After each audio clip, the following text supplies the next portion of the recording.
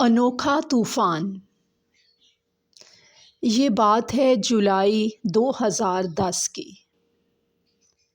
جولائی کی 27 تاریخ تھی۔ شام کے قریب 5 بجے سوات کی وادی میں ایک عجیب سی گھٹن پھیلی ہوئی تھی۔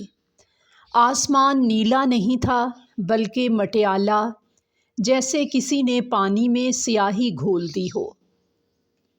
پرندے جو ہمیشہ مغرب سے پہلے لوٹ آیا کرتے تھے آج بے چین اور بے قرار تھے۔ بختاور خان جو گاؤں کے اسکول میں استاد تھا معمول سے کچھ زیادہ ہی بے چین تھا۔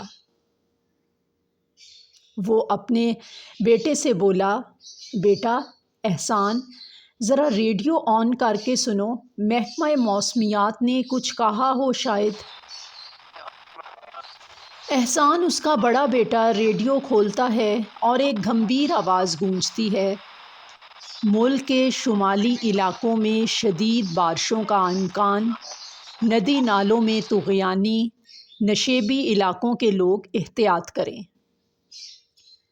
بختاور کی بیوی زینب گھبرا کر بولی، پچھلی بار بھی ایسا ہی کہا تھا، کچھ بھی نہیں ہوا تھا۔ لیکن بختاور کے دل میں کچھ اور ہی چل رہا تھا۔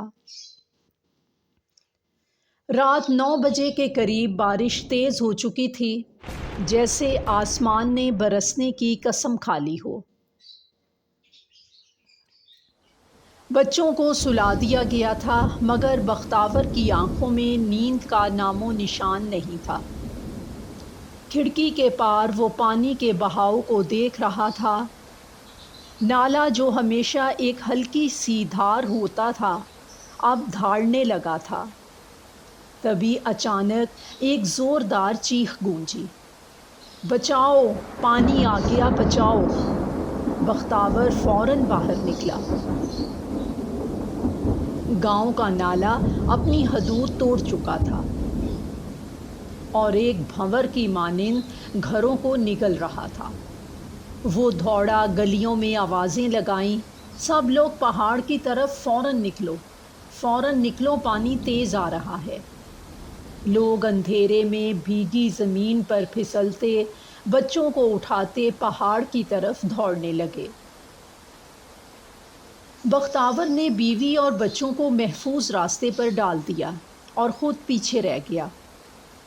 اس کا ضمیر گواہی دے رہا تھا کہ کوئی پیچھے رہ گیا ہے، اور واقعی ایک پرانا کمر جھکا کر چلنے والا وجود، بی بی گل، جو گاؤں کی سب سے بوڑھی عورت تھی، اپنے کچے گھر کے دروازے پر پانی میں گھری ہوئی تھی، اور بیچاری شاید پانی میں گر بھی گئی تھی۔